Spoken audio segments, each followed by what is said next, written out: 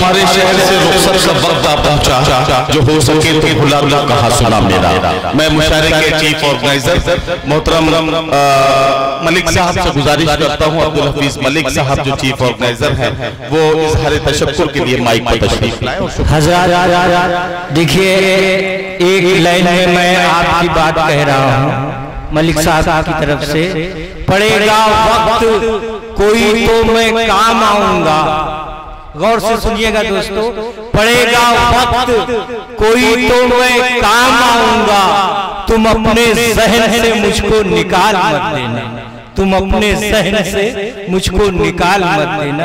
ये जो है इनके दिल की बात है जो मैं आप तक पहुंचा रहा हूं। इंशाअल्लाह ताला ये मुशायरा खत्म नहीं किया जा रहा है, 1 साल के लिए मुलतवी किया जा रहा है। बहुत बहुत शुक्रिया आप लोगों का।